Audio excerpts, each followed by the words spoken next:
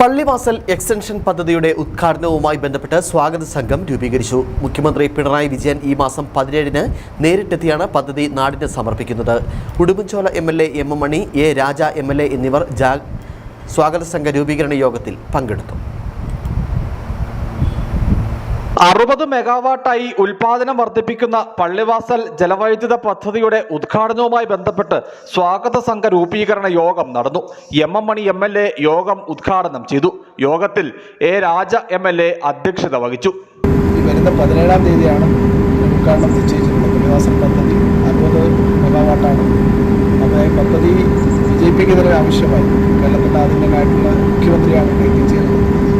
2007 തുടക്കം കുറിച്ച് 2025 ആകുമ്പോഴാണ് നമ്മൾ ഈ പദ്ധതി പൂർത്തീകരിച്ച് കറണ്ട് ഉൽപ്പാദനം ആരംഭിച്ചിട്ടുള്ളത്.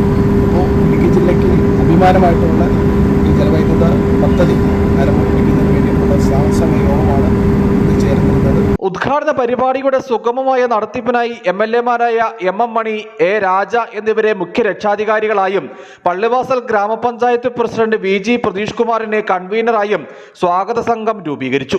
പള്ളിവാസൽ വെള്ളത്തുവൽ പഞ്ചായത്ത് അംഗങ്ങൾ, KSEB ജീവനക്കാർ, വിവിധ രാഷ്ട്രീയ കക്ഷികളെയും ഉൾപ്പെടുത്തി 6 സബ് കമ്മിറ്റികളും രൂപീകരിച്ചു.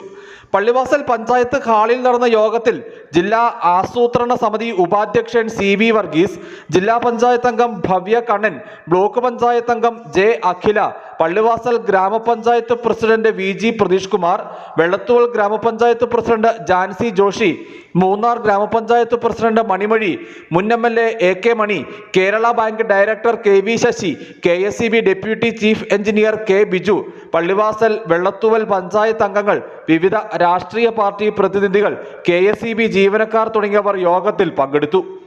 News bureau, Adimali.